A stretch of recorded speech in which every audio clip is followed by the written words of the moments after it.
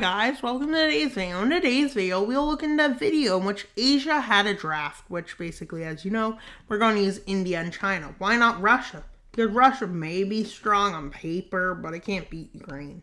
So how could we say it's stronger? Like, really. Hypothetically. Oh, that would have been bad. Why'd I even try that? I don't know. Wait, what? No, China picks Russia. And India quickly decides they'll pick Japan. Who knows who owns the Kuril Islands? Nobody does. Oh, yeah.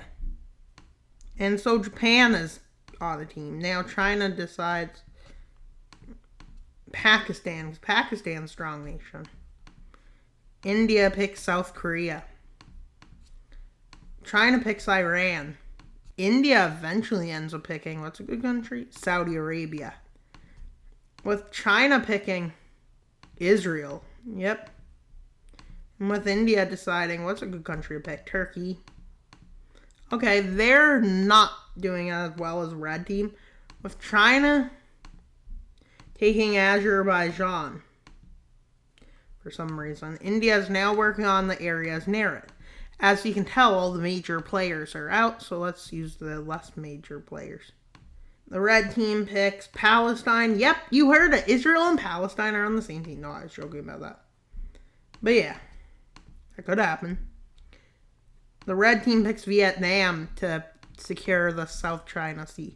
With the Blue Team like, why isn't Indonesia picked yet? What a sweet score. And yeah, that is one, honestly. But they don't take Timor yet. No, they probably will. What's the point in taking Timor? Honestly.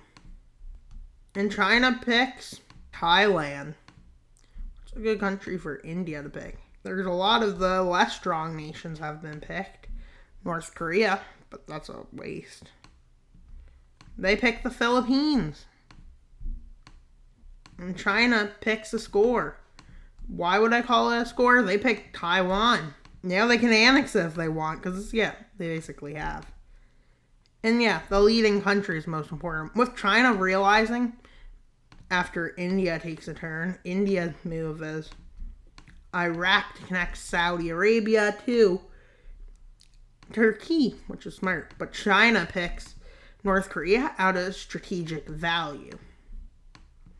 India picks Nepal because of strategic value.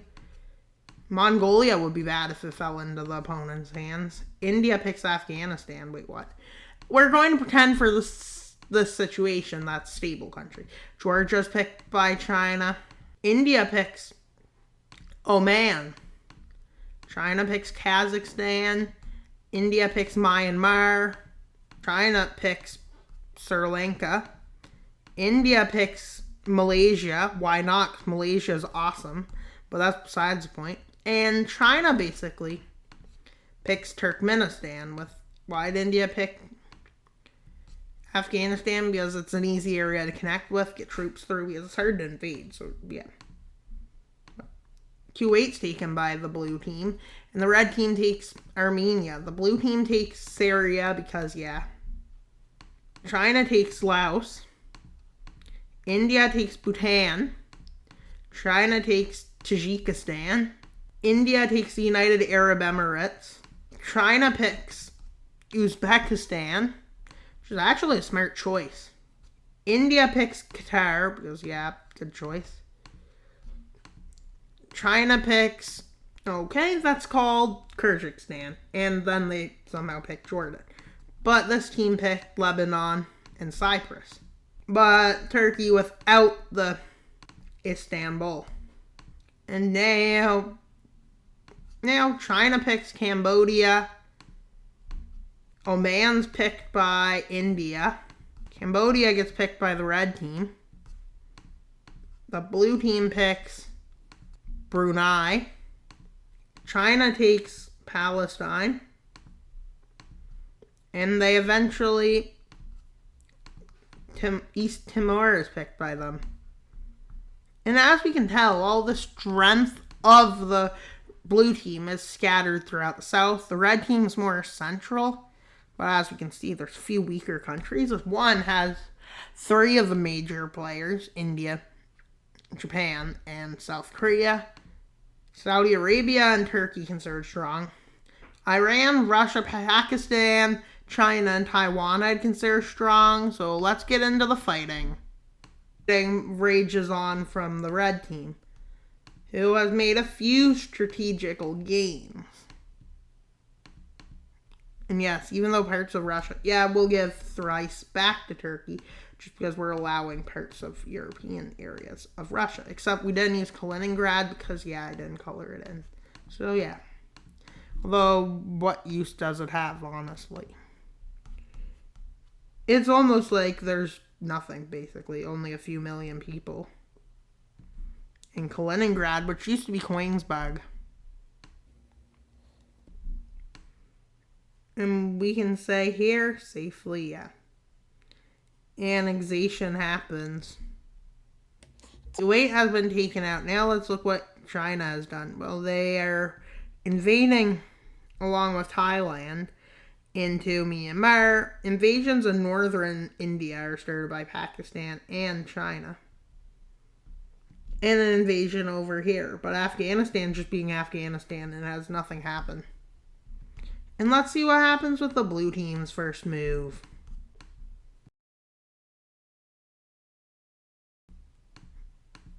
Well, they have Israel almost pushed out. And what else have they done? Well, in Iraq, they have pushed Iran back. And keep in mind that, let's think of these like states more so in countries, 2 countries. The invasion there, Afghanistan starts an invasion into Pakistan, along with India. India pushes Pakistan back. Let's look at southern Thailand for a minute. And you know who fell? Well, the first country to fall was Kuwait. Second country to fall was Sri Lanka. And with Indonesia making a push up here, Japan and Korea make a push into North Korea, which didn't make any advances. And Taiwan falls, meaning they have a blockade set up. But let's see how the Chinese-Thailand invasion goes. With parts of Afghanistan being pushed back, but only like slight parts of Afghanistan. Not big chunks of Afghanistan to be specific, but small pieces.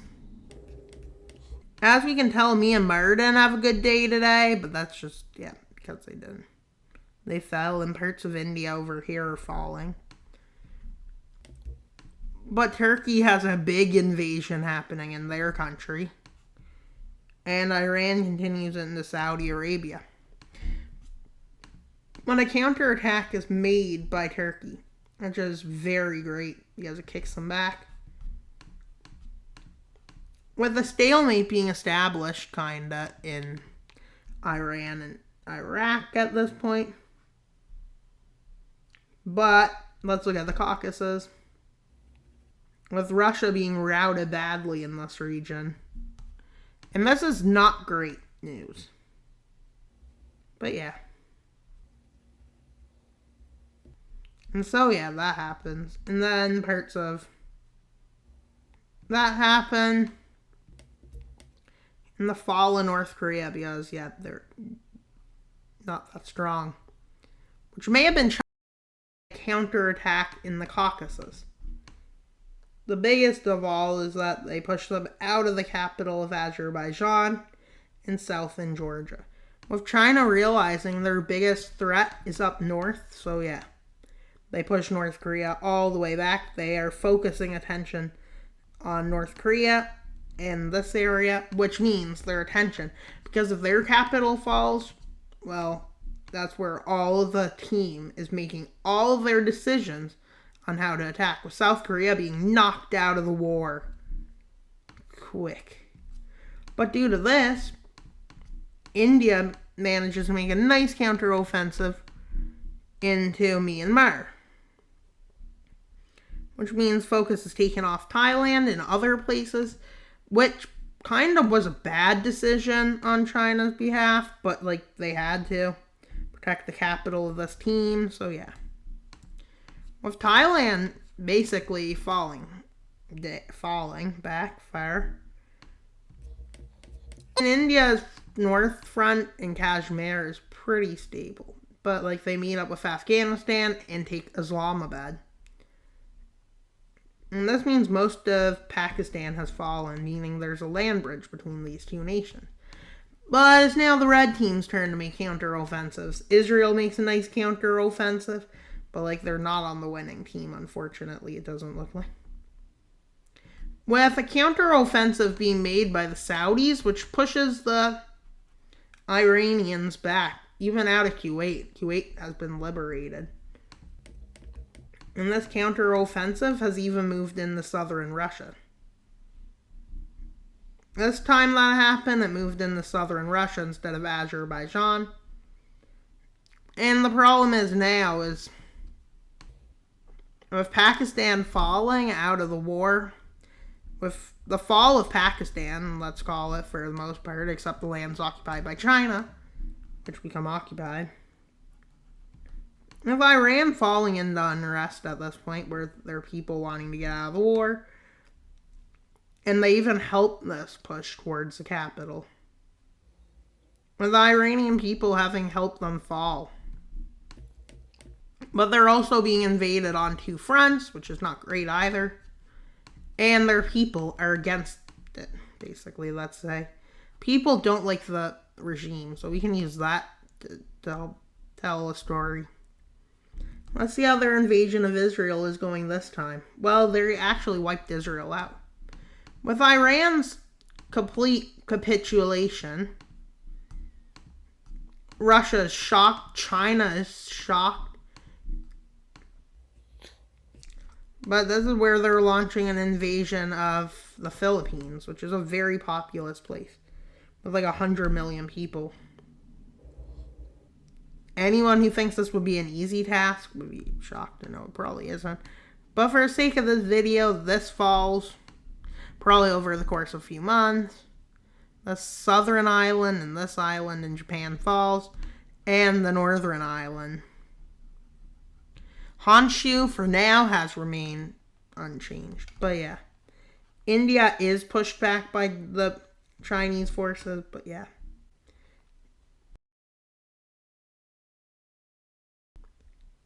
China's focus on that area led to a lot of problems. With the fall of Ukraine in dire trouble, and let's say a push is made here, and it manages to capture Volgorod, which is where this front is kind of stalled out, because who needs it? To move any further was decided. The real battle being against China, which is very near to India's capital, but luckily more Chinese forces are over here, so yeah. Allowing that, but India basically allowed them to push them back so they could push them back.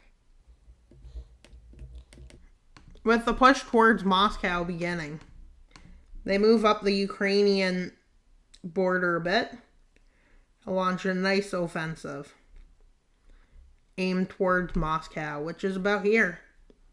They managed to take Moscow. Big deal. With the core of Russia just about falling. And basically all of the industrial might of Russia has come to a crawl. With Russia surrendering over to the other team, but luckily, really where at the Ural Mountains, let's say, for argument's sake, is where the stop is. With the invasion of Japan being a success, with Mongol help. Wait, what? That doesn't make sense. Fine, the Mongols didn't help with this, but yeah. Let's see how Central Asia does. With a focus on taking away the Caspian Sea, which is really the only water that's useful to them. Which, yes, they succeed in. Probably not a big surprise to many people. But Russian troops are still fighting, just under Chinese military rules, so yeah.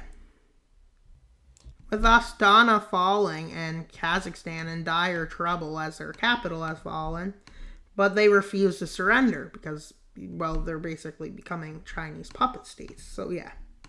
With all the Chinese puppet states still fighting for the sake of fighting, I don't know how I'm going to do the treaty, but I think we should do the nation that should get the most punishment. It should be China. The nations nearby, China, being like, nah, we don't need to fight here. With the realization, with the Indonesian Navy landing in the Philippines, they managed to move up here. That's basically because they have control of the Strait of Malacca, so they use this as their strategy, with the Japanese people aiding them in their landing in Japan, which is crazy. And they managed to set up half of Japan under their occupation. And it seems like if China does surrender, everyone surrenders, so that's the thing. But anybody else can surrender on their own, but yeah. With a bombardment of the Chinese coast beginning, with the Philippines, Japan, and Taiwan making invasions, even though they're just liberated, along with Indian forces. And they even managed to take this area. This area is taken. But another push is made against them to re-liberate lost lands. Really doesn't look like everyone's going to get punished at this point. With many countries just not fighting at this point, and with armistices, I guess you could say. Or just not fighting because, well, they're just not. As most of the Chinese population is starting to fall, but yeah, who cares? Well, I care because it's a big deal and it's very bad. Because, yeah. With India now starting an invasion towards it so they can get more supplies to it. With India's hope is they take the city of Beijing with the encirclement of Beijing coming from two fronts. Hard to say they won't fall. They fall. China surrenders, which logically means the rest surrenders. With it being Central Asia being punished, China and Thailand, and North Korea, but not really some of the smaller ones. Afghanistan gets land from their neighbors and such on. Let's see the treaty. Punished Thailand, but they still punished Sri Lanka as it was annexed to India. But as we can see, there's Inner Mongolia, Manchukuo, Yunnan, Tibet, East Turkestan, they're independent. That's where the CCP was banished to. We have the Republic of China, and then here, that's Republic of South China. As you can see, Turkey expanded into Russia, even taking Crimea. Oh, cool. And we have a few nations expanding, including Lebanon, Iraq. These guys expanded. Afghanistan looks like the Hotuk dynasty, but let's just keep that as it is. And Japan and South Korea both expanded. Taiwan took some coastal areas, and Japan did the same thing, including taking Taiwan. China has been divided, but it's not a big deal. Russia's been left together because Russia's probably in a civil war at this point. Let's just say, for example. And look, India and Afghanistan are getting close in terms of in terms of relations after this war. But yeah, the world is back to all of its hatred it used to have. And that's all for today's video. Please like, subscribe, and comment, as this video is epic. If you guys like this video, please leave a like and a comment. And subscribe. That's all for today's video. Wild Mapper out. Bye, guys.